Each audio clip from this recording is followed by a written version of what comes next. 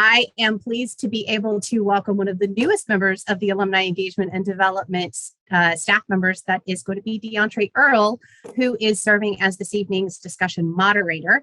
Diontre joins us from Penn State, where he was the director of major gifts at the College of Engineering. He's been here since October, so he's brand spanking new. I think this is actually his first event for Duke. So Diontre, welcome. Welcome to Duke, and thank you so much for joining us this evening. And I will turn it over to you. Thank you. Thank you, Jen. Thank you, everyone, for allowing me to be a part of this evening with my new family, Duke alumni. It has been maybe 4 months on the job, and it's been wonderful. I've watched Duke from afar and admired Duke from afar and appreciate the quality of the institution. And just so thrilled to be here for me and my family. And so thrilled to be a part of this evening's event. As Jen mentioned, I'm the Director of Development for Duke Science. Duke Sciences, I focus specifically on the Duke Science and Technology Initiative, which is the university's signature effort to elevate science excellence at Duke. Simply put, we are going to raise the standard for Duke science education and research. And a key component of that effort is material science, thus the program this evening. Over the next few months, as Jen mentioned, the Forever Learning Institute will roll out opportunities for folks to learn about areas of research in material science. And tonight is, again, an introduction into the subject matter. I have with me, joining me, two experts in the field that I'm thrilled to converse with. First, Dr. Cate Brinson. Cate is the Sharon and Harold Yo Distinguished Professor of Engineering and the Donald Alstadt Chair for the Department of Mechanical Engineering and Material Science in the Pratt School of Engineering. And next we have Dr. Stephen Craig, Duke class of 1991. He is the William Miller Professor of Chemistry in Trinity College and the director of the Center for Chemistry and Molecular Optimized Networks, or MONET. So we'll get into questions that we have, and then ultimately we'll move over to questions in the chat. Before we start with our questions, I'd like to allow Cate and Stephen to share a little bit more about their Duke background, and then we'll get started with our questions. Let's start with Cate first, and we'll go to Stephen, and then we'll start our questions. Great, thank you. Thank you very much. I'm delighted to be here. So my name is Cate Brinson. I am relatively new to Duke, but not quite as new as Diontre. I came about 4 years ago, and I am a faculty member, and I'm the chair of the Department of Mechanical Engineering and Material Science here at Duke, which is very appropriate for the subject matter today.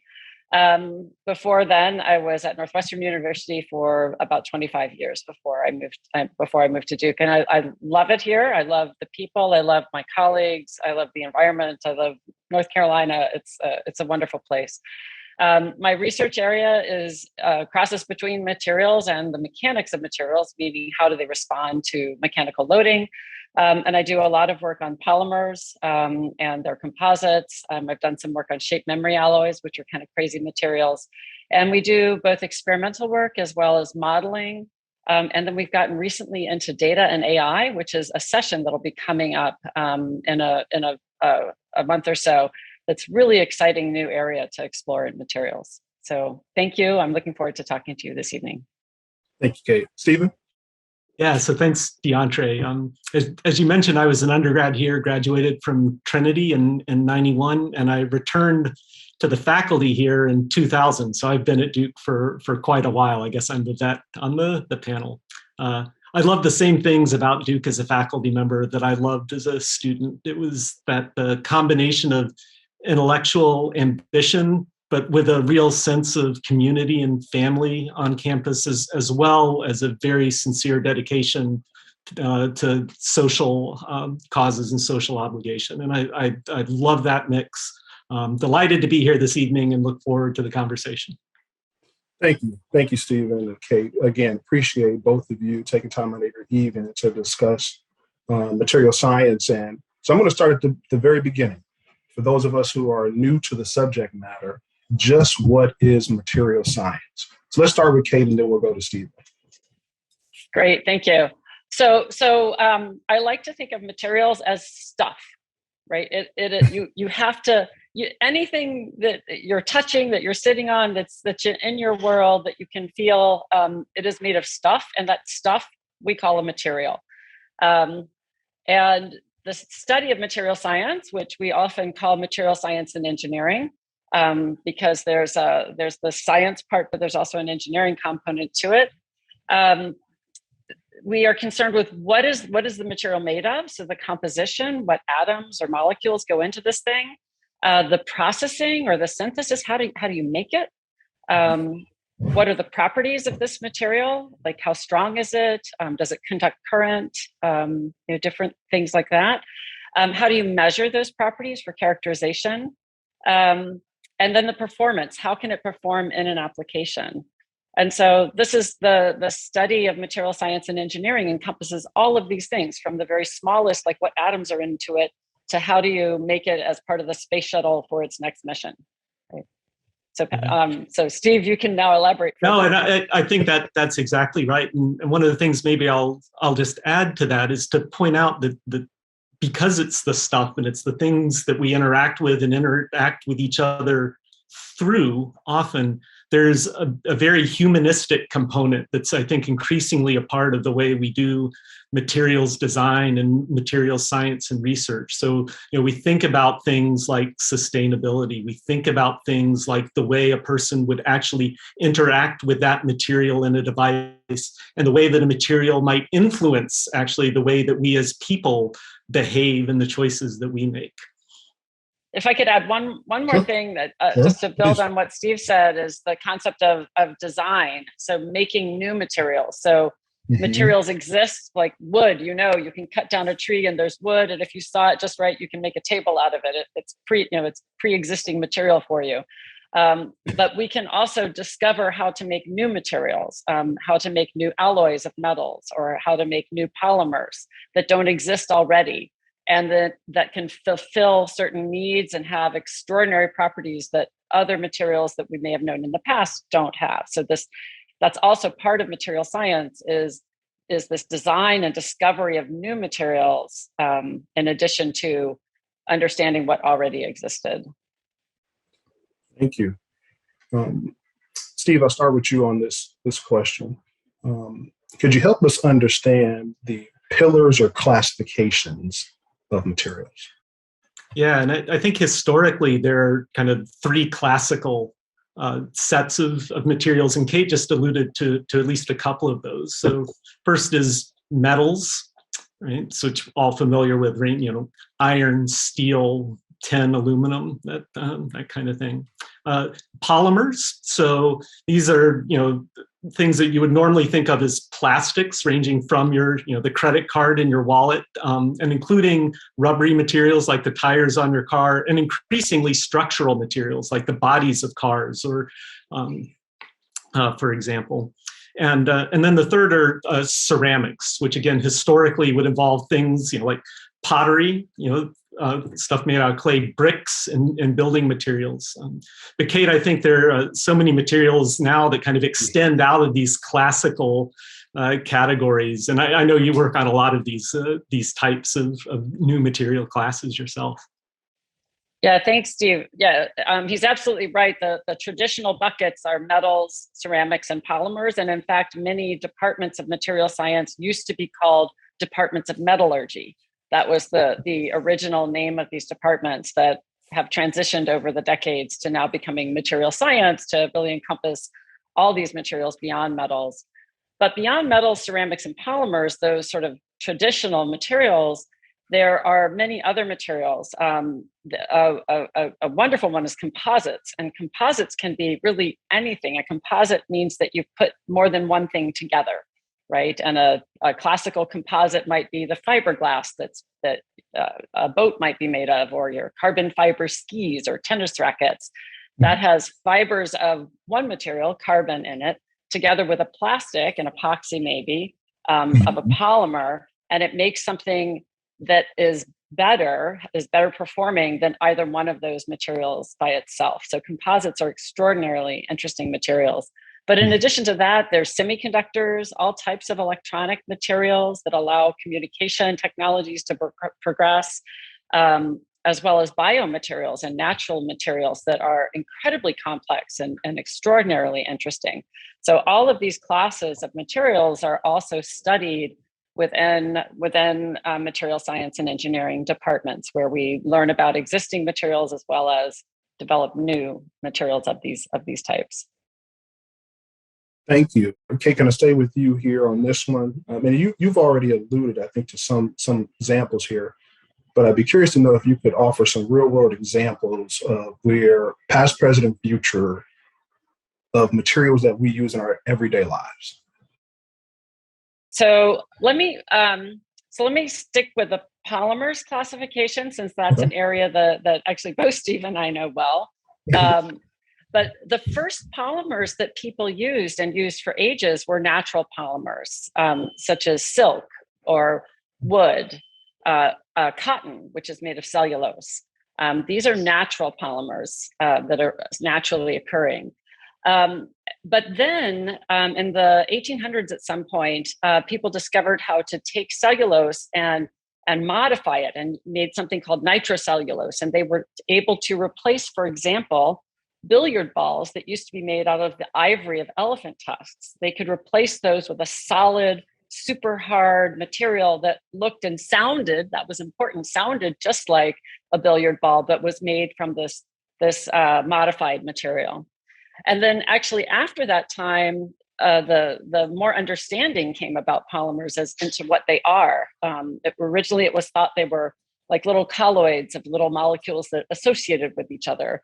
But only in the 1920s was it discovered that they're long chain molecules that are extremely long and connected in really interesting ways.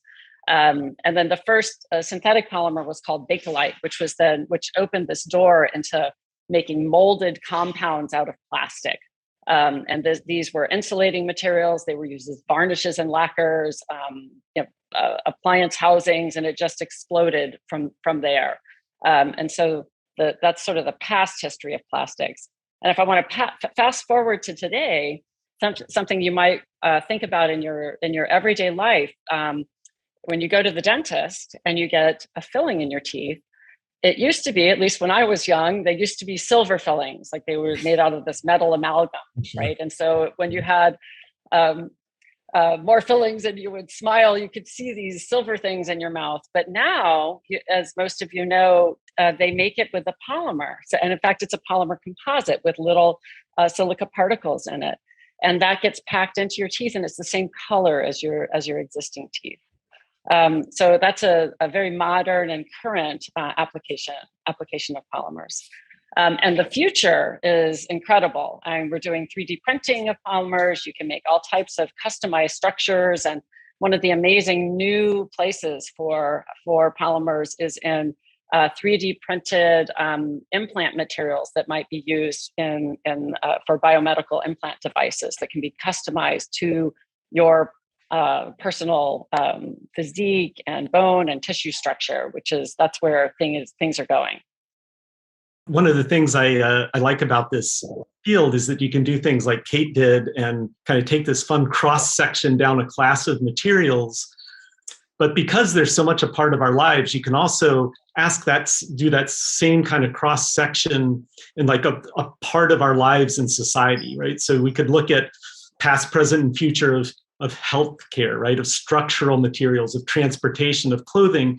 And maybe I'll give an example just in terms of information storage, right? If you think about the impact of developing paper processing on the way centuries ago that all of a sudden societies were able to record large amounts of information and to group it in ways that were different when you were restricted to, say, a large sheet of parchment, for example, right? To more recently in contemporary times, similar revolutions came with the advent of the semiconductor, right, and chips that we could put in computers to store and recall information. And then looking ahead now, there's this whole class of quantum materials where we're learning how to organize atoms in ways to control and address, little spins of electrons and subatomic particles so that we can store and process information with even higher efficiency and lower energetic costs. And I think you could do that same exercise, as I said, with any of a number of things that are just a part of what we do on our daily, as we go about our daily lives. Thank you. It's not an accident that Cate, you're representing Pratt, and Stephen, you're representing Trinity. Could you help the alumni group understand where the work is taking place in this field on campus? And then maybe even touch on a little bit of the relationship between the two schools and how that partnership helps us become, hopefully, what we believe to be a leading institution in this space. I think the short answer for where the work is taking place is almost everywhere, right? Certainly in a number of departments here in Trinity, not just in my home department of chemistry, but in physics, applied mathematicians looking at problems. We've got biologists who think about important problems in biology through a materials like lens. And we could go on from there. People thinking about sustainability and the economics of materials, School of the Environment, sustainability. I think every department in Pratt, and we'd be remiss not to mention the medical school as well. Yes, so there's a very strong biomaterials effort here at Duke, and I know folks in the audience will have a chance to hear more about that in events that are upcoming. But a lot of incredible materials challenges related to human health that are also being addressed on campus. Yeah, that's right. And on the, I represent the Pratt side, so the engineering side, and I'm the head of the mechanical engineering and material science department. And so obviously material science is at least half of our faculty that are working in this space of material science.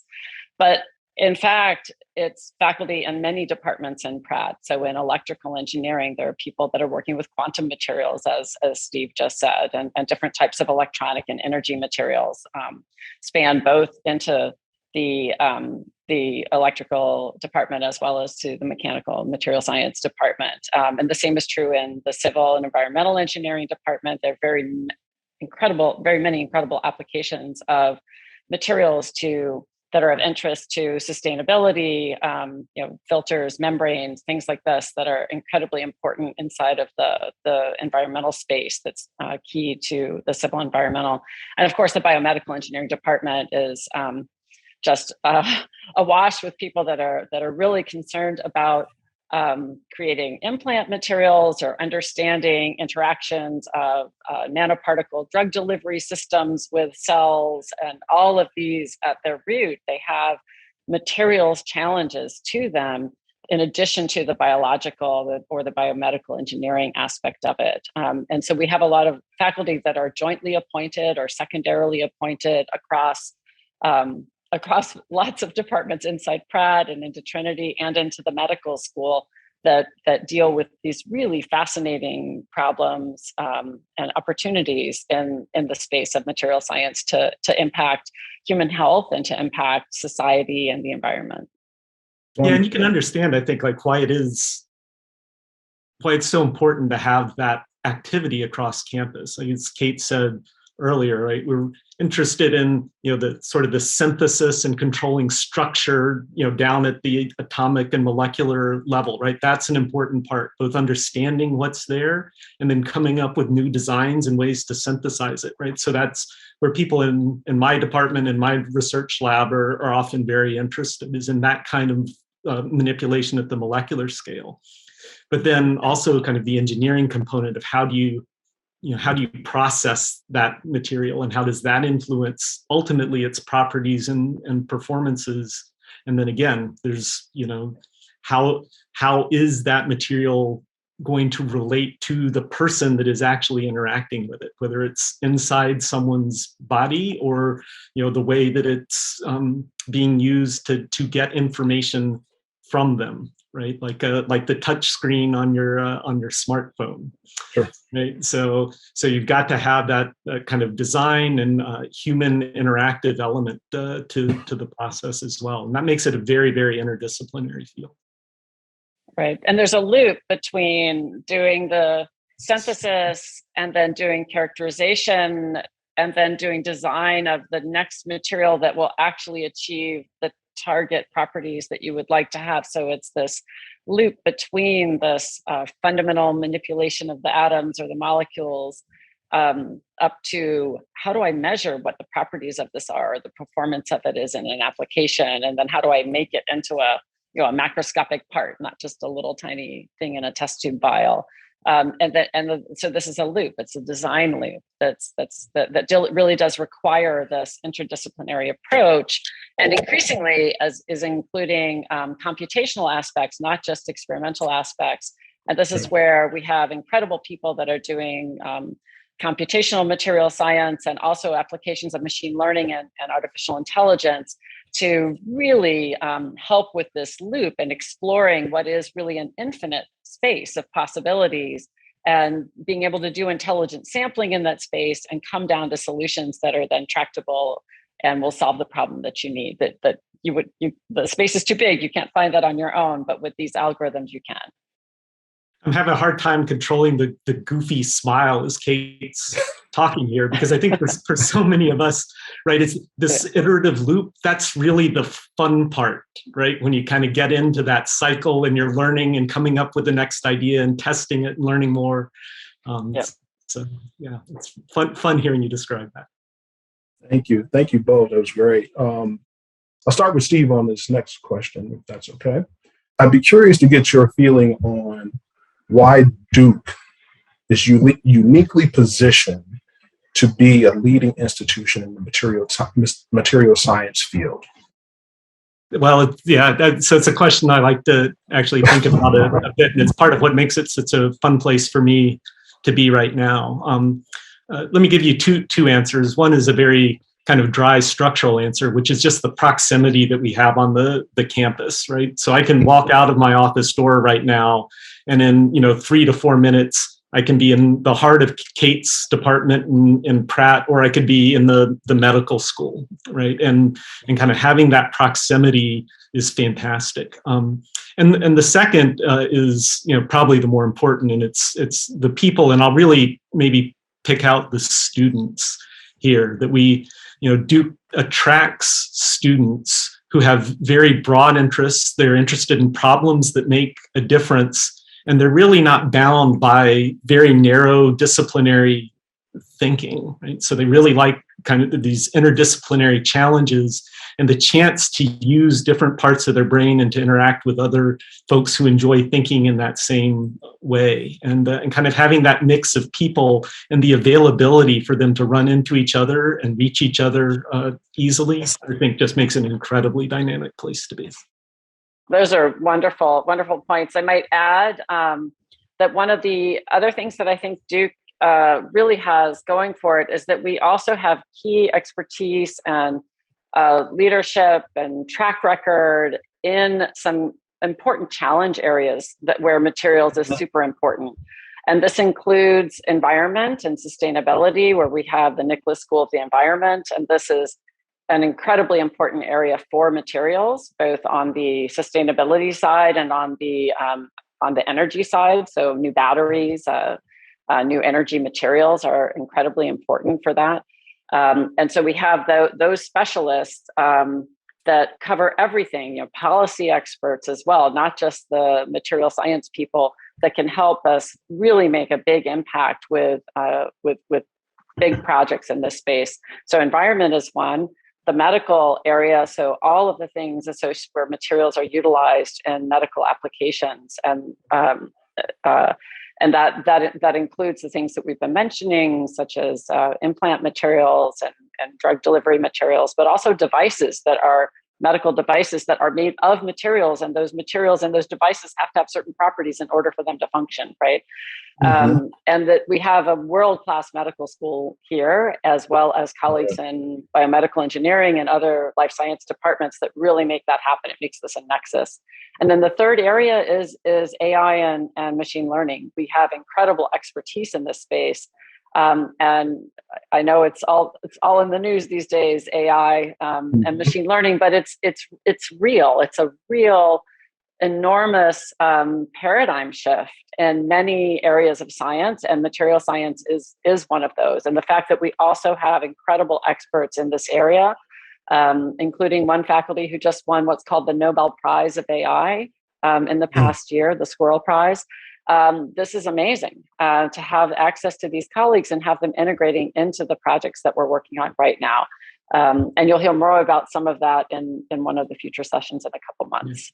So the fact that we have, the environment, medical areas, and AI, such expertise concentrated here at Duke, and there's such important challenges there, that coupled with materials makes this a really exciting place to be. I get excited when you go through that. Because that was one of the questions I knew the answer to before I asked it. and it was also largely why I decided to come to Duke when the opportunity was presented. Cate, you alluded to this earlier, but I wanted to go back to it and see if you have any additional thoughts on the future of material science, not only at Duke, but for the greater science community. Yeah, so there's just incredible applications for materials to enable progress in the future that we can only imagine today. We have things, and some we can't even imagine today. So we have things that we utilize today in our everyday lives that didn't exist, 50 years ago, and people couldn't imagine they would exist. And that's going to be true in the future as well. And I mentioned, I think, one of these areas is such as creating personalized implants, which can be done with polymers or with metals. Either you can create, using modern technology, imaging technology, you can get the exact structure of what implant should go to match perfectly with your body, and also I think in the future to match the mechanical impedance, so the properties of the surrounding tissue that's unique to you.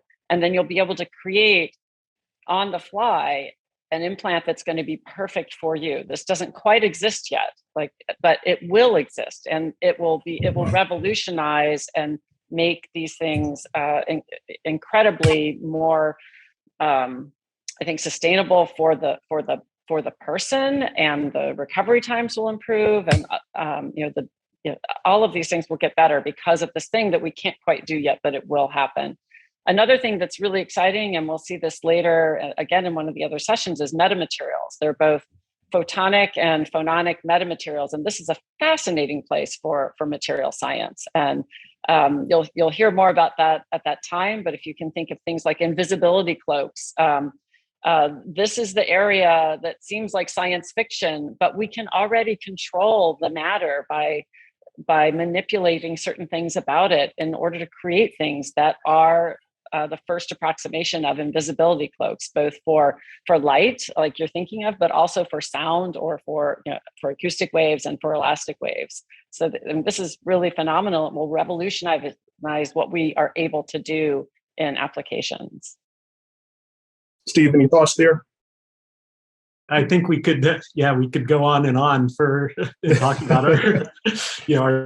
our favorite research topics. I would add, Cate mentioned sustainability and environmental impact as a part of this, and I think I might have even seen some questions in the chat, so maybe we can talk more about it in the open Q&A. But this is certainly an area that I and others on campus are very interested in and very mindful of, right? And really thinking about designing that into the research questions that we're targeting early on. So again, maybe we can talk a little bit more about that in the Q&A if people are interested in any of these things. Well, I'll get to a couple of questions in the chat as they're coming up. I'll start with Nick Raju appears to be class of 2013. Shout out to Nick, class of 2013. The question that he has is, I'm going to read it here. With the design of new materials that do not biodegrade as well as many of the current materials, such as polymers, are the reuse and recycling materials being considered in the design process of current and new materials? Yeah, that's very much true. Absolutely, it's an incredible area, and this is an issue, especially in polymers. There are several classes of polymers, one of which is called thermosets. Those are the things that are the epoxies, and they are notoriously difficult to recycle. Right, so some polymers are easily recyclable. You can melt them and form them again. But these thermoset polymers, which is one of the major classes, do not do that easily. But people are working right now very actively on new ways to undo some of those chemical bonds to make them recyclable on command, right? And this is an area of incredible research right now here at Duke and not just, around the world, because it's incredibly important to do this. And Steve, I'm sure you have more comments on this as well. I was going to say, so Deandre mentioned in the introduction that I lead a national research center for the chemistry of molecularly optimized networks. And so Duke's the lead institution of a 9-institution team. And this is one of sort of the sub-thrusts of our center's intellectual agenda, right? And this question, as Cate brought up, of how do I take a thermoset and improve its end of life value and its lifetime, right? So can I simultaneously improve properties so that materials wear out less slowly than they would normally? Can I make those design principles in a way that they can be applied to building blocks that come from naturally renewable sources? And then the third is, can I develop the chemistry that allows me to essentially to tear apart and rebuild those materials with full recovery of their initial properties in a way that can minimize their environmental impact. And I think it's such a huge challenge. The scale of the problem is enormous because the utility of these kinds of materials is enormous, and so they pop up everywhere, right? And there's not going to be a single, here is the one solution for every application and every single thermoset. But I think we've got, not just we, but others as well have some insights and are definitely thinking about this problem. So thanks a lot for that question. I have another one from the chat from Sharon. She says, our planet is being overrun with discarded single-use plastic. What do you see as a possible solution? I think it largely, I think one of the main, so there are a couple of opportunities for this, right? One is, can you make materials that are still useful, but then rapidly degrade in the environment to environmentally friendly byproducts? And then the other is, can I take that material and come up with I think largely chemical, but there's also going to be an engineering aspect to this, methods to break it down into materials that can be reused for other purposes and reused easily. So to move from just recycling, because there are a lot of the barriers to that, to what's called upcycling, right? Kind of breaking that down into raw components that can be used to rebuild kind of from the small component on up, kind of from the molecule on up. Yeah, again, a great question, and I'm not surprised that people are passionate about this. I think we all are. I don't think the next question will surprise you either, which is lumber pricing has been in the news lately. Speaking from a person who's building a house, which is a whole nother conversation. Any progress on an alternative with the requisite structural properties? There's been I don't know the most modern updates on that, I don't think, but certainly over the years there's been a lot of innovation. I mean, even I mean, simple things like plywood, of course, that we all know and love is it's created by, it's a designed material, and it stays more flat than if you have a solid piece of wood that size. And then micro lam beams and things like this, but these are still made from wood. So if you're talking about a purely artificial solution, I mean, there are other things such as the pultruded plastics that are meant to mimic wood. They're usually composites with other fillers in them, and they have many of the desirable characteristics plus some others. Right? They're often more durable in the environment, but then they don't always have the same look and feel as the wood that they're replacing.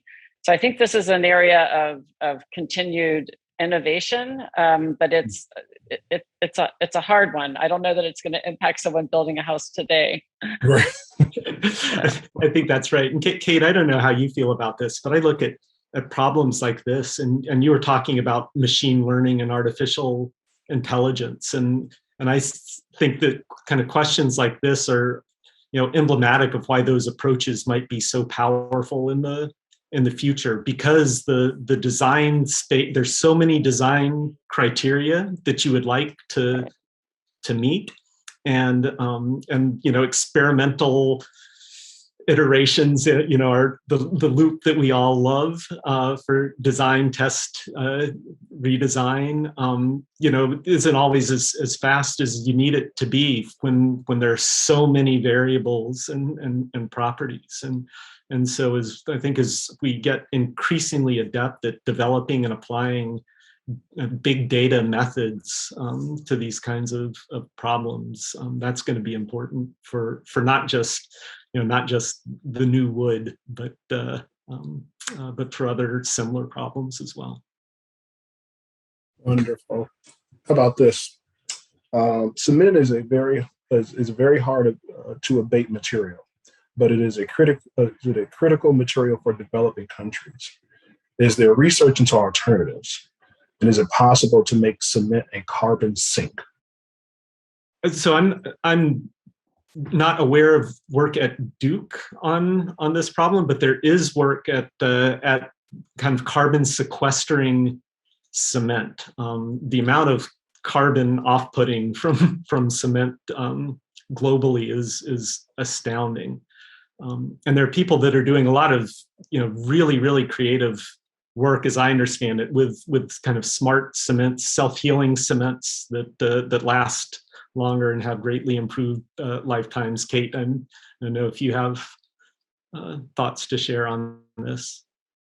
Yes, but similar. I'm aware of the really interesting work on the self-healing cements, and also on people that are looking at methodologies to utilize the vast amount of cement as a carbon sink. Yes, so that's ongoing. I do not know anyone at Duke that's working on that, though. All right, so another one here, which is there any investigation or progress toward manufactured alternatives to rare earth elements? Well, one thing I know is that there are people actively working on separation technologies, and this might be again more in the chemistry side of things, but there are people also in the material science side that utilize these separation methodologies in order to, and I think it has also part to do with recycling and sustainability, that you can take waste products and then you can separate them into these original component parts, and from that you can pick out some of these expensive and hard to get elements and then reutilize them. And so this is a really interesting area that people are working on, and some people at Duke included. It's really important for the energy area. For making new energy sources, you need these rare earth elements for battery storage, et cetera. And so they're also, in addition to looking at new ways to make batteries better, they're also looking at how do you recover these elements.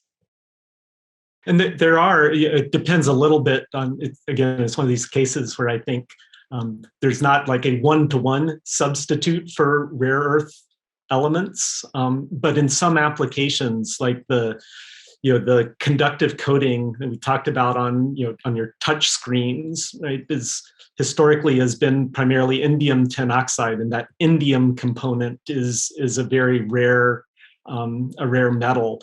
And so there are people who have and are continuing to look at replacement materials, either organic based or composites, like with little very, very teeny silver nanowire types of based materials that are also conductive and can be made pressure sensitive.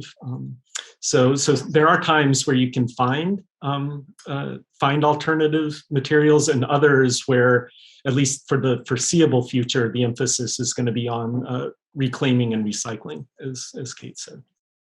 Steve, this one's for you. Who would be a good contact person on the faculty for a Duke student, a chemistry major, interested in the subject matter?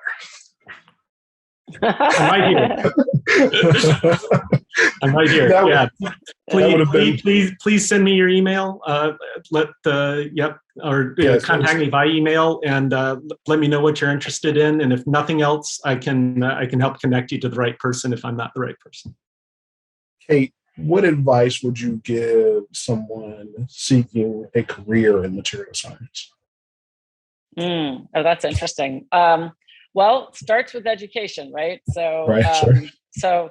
So you need to, but you don't have to pick a given department, right? So you can kind of follow your other interest, right? Most people have multiple interests, right? So if you're very interested in chemistry, you could go a chemistry route. If you're interested in mechanical engineering, you could go a mechanical route. If you're interested in electrical stuff, you could go an electrical engineering route. There's many different ways to get there. And then within that department, you can start learning about materials that are relevant to that other interest of yours.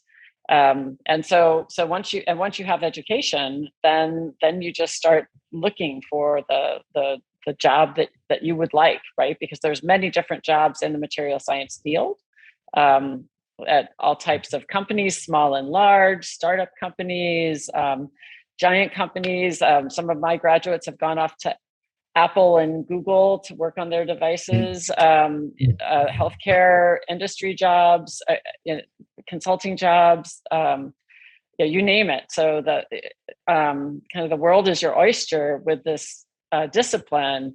So it's like you have to figure out you have to narrow it down. Besides material science writ large, now which piece of this, which slice of this do you want to work on? Yeah, I think that's such great advice, Cate. I can't top that. That's great. For both of you here, where are undergraduates involved in material science research?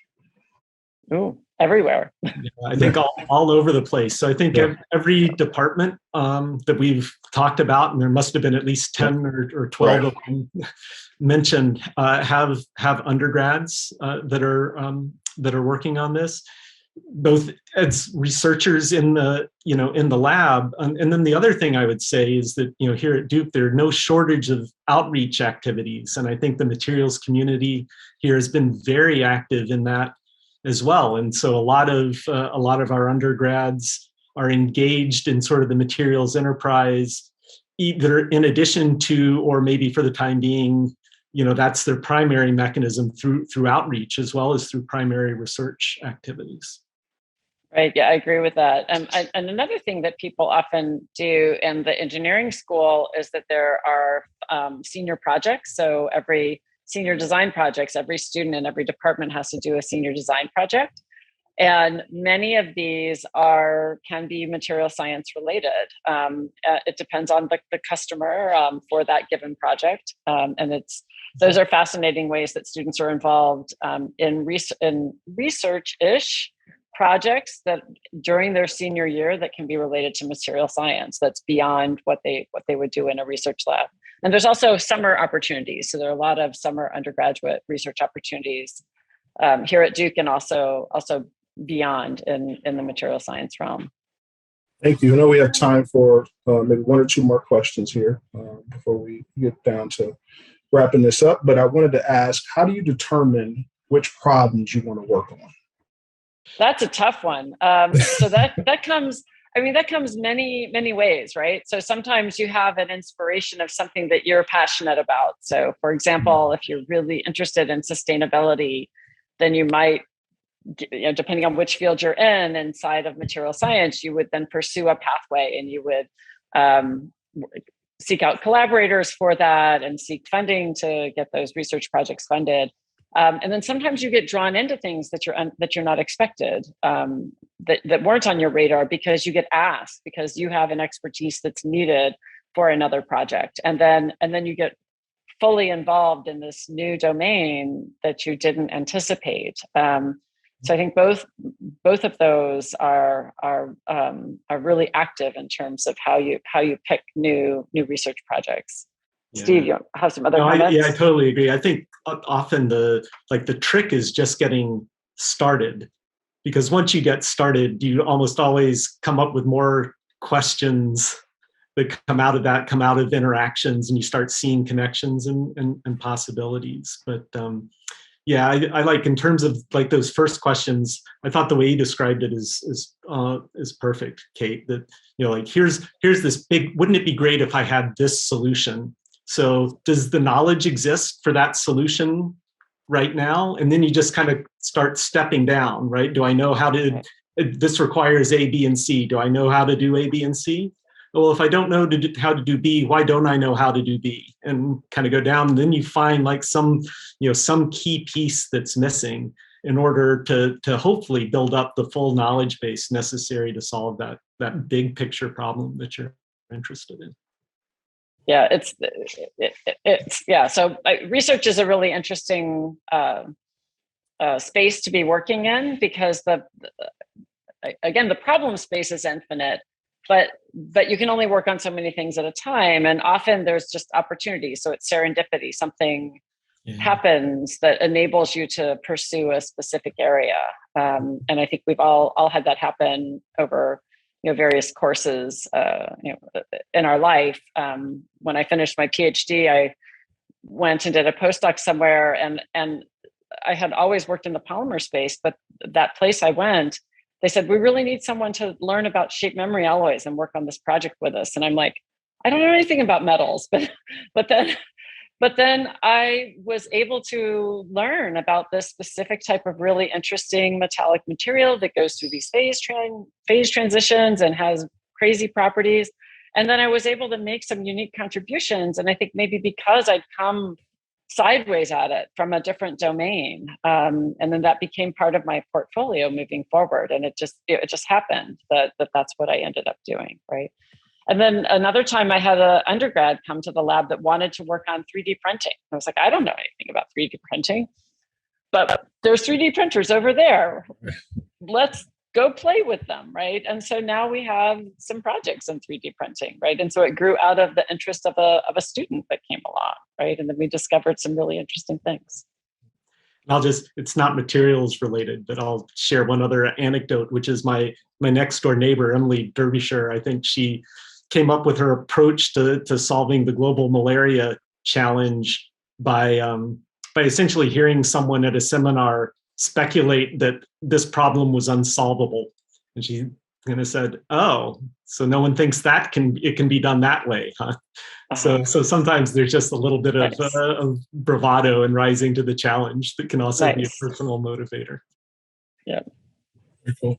I have one more question. I think this will wrap up the Q&A portion here. Is the progress that's been made in material science largely attributed to a specific need or because of scientific curiosity?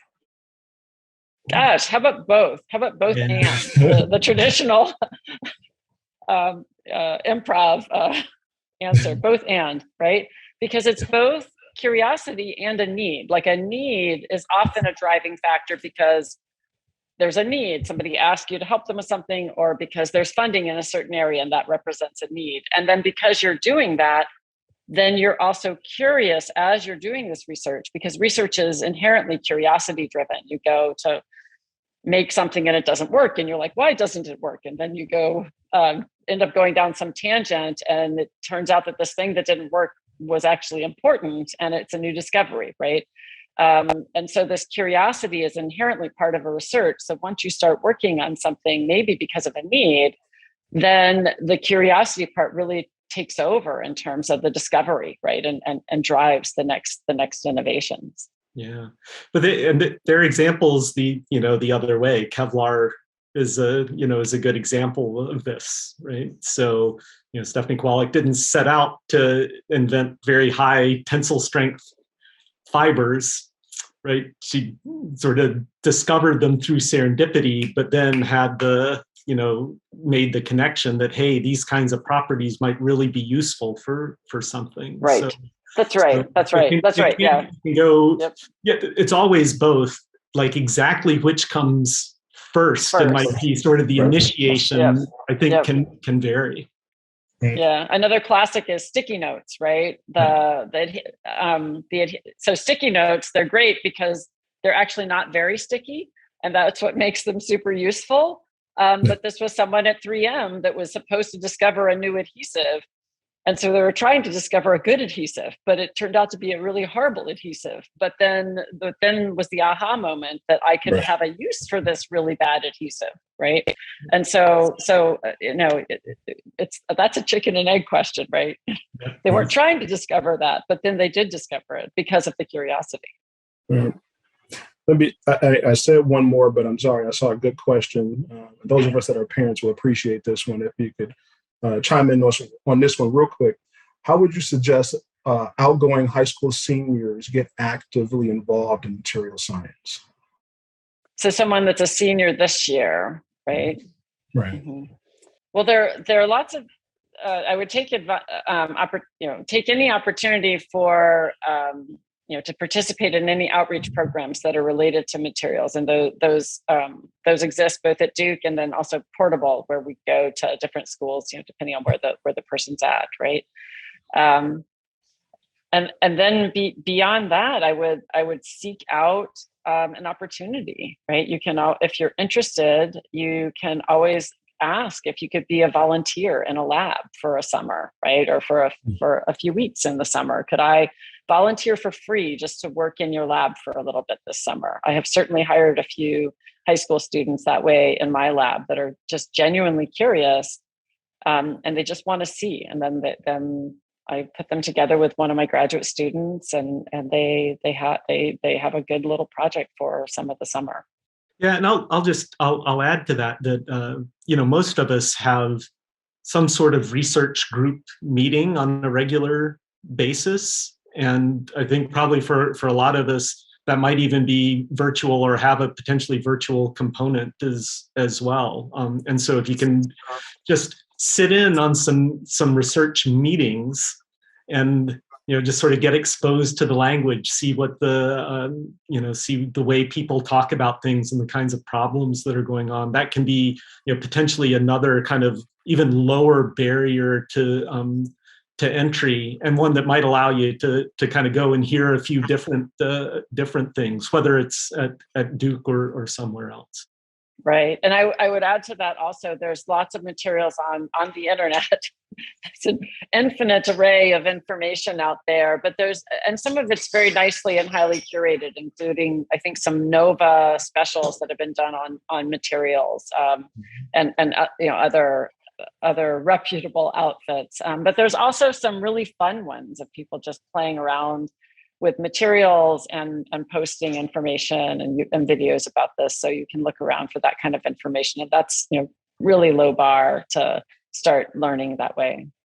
Well, thank you, Cate, Stephen, both of you, for participating this evening, taking time out of your evening to share with us on material science. It's a fun conversation. Really enjoyed it.